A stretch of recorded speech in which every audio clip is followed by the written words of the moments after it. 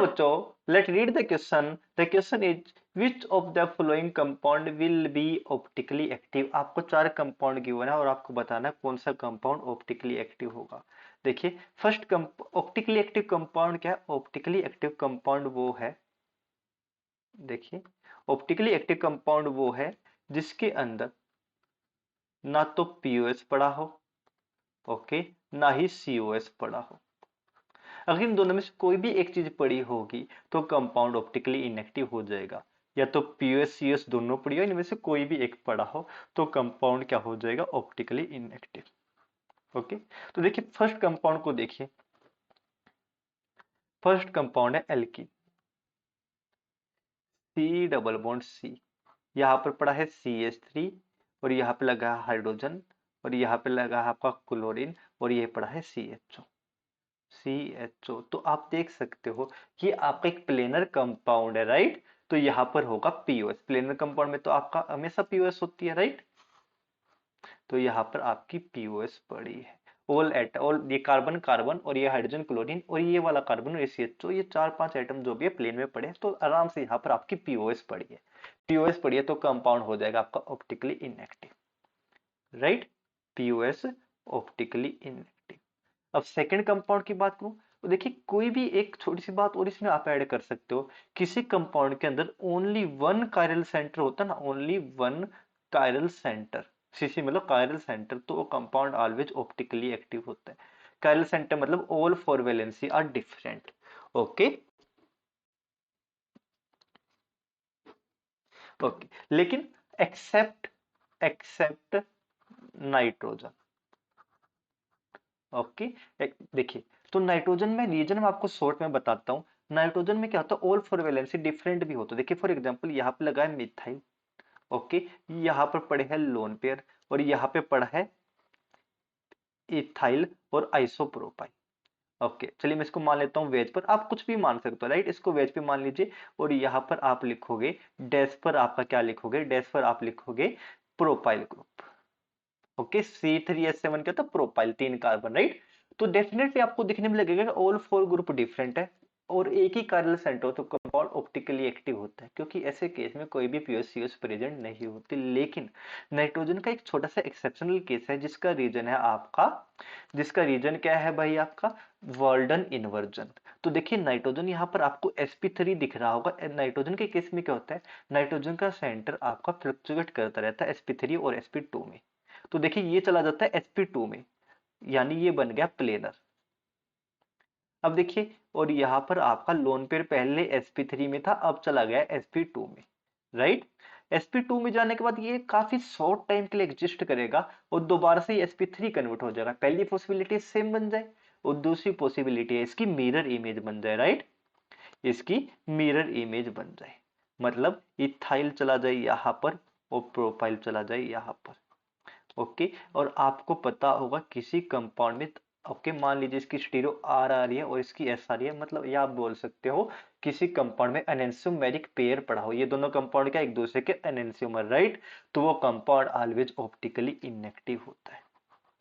तो ओके, तो दोबारा रिपीट करूं, नाइट्रोजन के केस में क्या होता है? ऑल फोर वैलेंसी डिफरेंट भी है तो भी आपका कंपाउंड क्या होगा? Optically inactive. क्यों? क्योंकि sp3 से जाएगा sp2 यानी प्लेनर और sp2 से ये भी बनेगा और ये भी बनेगा, तो एनेंसियोमेरिक पेयर बन जाएगा और कंपाउंड आ जाएगा आपका ऑप्टिकली इनएक्टिव। ओके, अब बारी आती है एलिन सिस्टम की। देखिए एलिन सिस्टम को समझना। एलिन सिस्टम का, okay not allene sorry, biphenyl system. Biphenyl system में क्या होता है? ये दोनों रिंग आपकी सेम प्लेन में नहीं हो पाती। ओके, अगर यहाँ पर बल्कि ग्रुप लगा, देखिए अगर यहाँ पे हाइड्रोजन हाइड्रोजन जैसा स्मॉल ग्रुप लगा तो डेफिनेटली ये दोनों रिंग होगी प्लेन में। ओके, यहाँ पर मान लीजिए हाइड्रोजन लगा है, ओके, या फिर फ्लोरीन लगा है, ऐसा स्मॉल ग्रुप लगा है, कहाँ पर? कौन सी पोजीशन पर? देखिए जहां पर ये दो रिंग एक दूसरे से जुड़ी हुई है उससे नेक्स्ट पोजीशन पर, बाकी पे कुछ भी जुड़ा हो इनके बीच में होगा रिपल्सन। अगर बल्कि ग्रुप है तो इनके बीच में रिपल्सन होगा, तो ये दोनों हो जाएगी आउट ऑफ प्लेन। ओके, तो आपका बाइफिनाइल, अगर मैंने क्या कहा हाइड्रोजन और फिनाइल फ्लोरीन जैसा स्मॉल ग्रुप लगा है तो यहाँ पर ये होगी प्लेनर, ये कंपाउंड प्लेनर होगा, और कोई भी कंपाउंड प्लेनर हो तो ऑलवेज उसके अंदर प्लेन ऑफ सिमेट्री प्रेजेंट होती है। इसके अंदर पड़ी होगी पीओएस, और मैंने क्या कहा, पीओएस और सीओएस में से एक या दोनों पड़ी हो तो कंपाउंड ऑप्टिकली इनएक्टिव होता है। लेकिन अगर यहां पर आपने कोई बल्कि ग्रुप लगा दिया, ओके, कोई आपने बल्कि ग्रुप लगा दिया, बाद में शॉर्टकट भी बता दूंगा, बल्कि ग्रुप लगा दिया तो क्या होता है, ये दोनों प्लेन में नहीं रह सकती। मान लीजिए आपने यहाँ पे लगा दिया ब्रोमीन और यहाँ पे भी ब्रोमीन, ओके, यहाँ पे कुछ भी लगा लीजिए CH3 तो ये आपका कंपाउंड प्लेनर नहीं रह पाएगा और ऐसा कंपाउंड हो जाएगा ऑप्टिकली एक्टिव। ओके, तो ये रिंग आउट ऑफ प्लेन चली जाएगी। मान लीजिए ये चली गई है वेज पर और ये आपके डैश पर एक दूसरे के परपेंडिकुलर पड़ी होगी, तो ऑप्टिकल एक्टिव के लिए कंडीशन क्या है, देखिए ऑप्टिकली एक्टिव के लिए बस एक कंडीशन है, पहली बात तो अल्फा पोजीशन में बल्कि ग्रुप पड़े होने चाहिए। ओके, देखिए इसको मैं मानता हूं ए पोजीशन और इसको मानता हूं बी, इसको बोलता हूं सी, इसको बोलता हूं डी। तो बस एक छोटी सी कंडीशन है ऑप्टिकल एक्टिव होने के लिए, आपको प्लेन वगैरह चेक नहीं करना, ए और बी एक दूसरे के इक्वल नहीं होने चाहिए और सी और डी एक दूसरे के इक्वल नहीं होने चाहिए। इसमें से अगर दोनों में से कोई भी एक कंडीशन वोलेट हुई तो कंपाउंड आपका ऑप्टिकली इनएक्टिव हो जाएगा।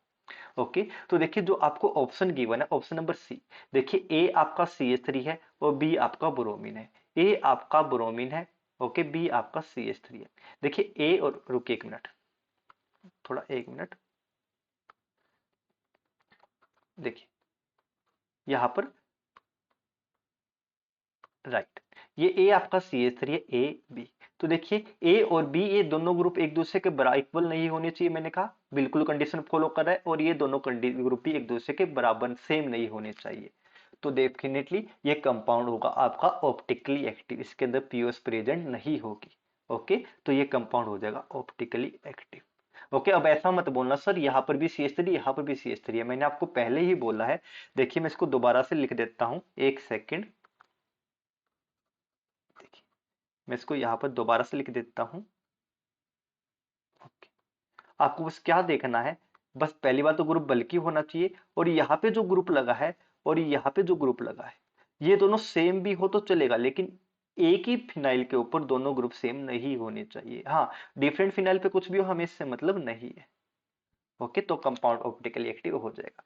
अब लास्ट वाला एग्जांपल देखिए, देखिए लास्ट वाले केस में मैंने बोला है जो भी आपकी बेंजीन की, देखिए जो भी आपकी बाई फिनाइल सिस्टम है, ये बेंजीन रिंग है, इससे नेक्स्ट पोजीशन पर देखना है। यहाँ पर देखिए हाइड्रोजन जुड़ा है, हाइड्रोजन जुड़ा है, दोनों का स्मॉल साइज, नो रिपल्सन।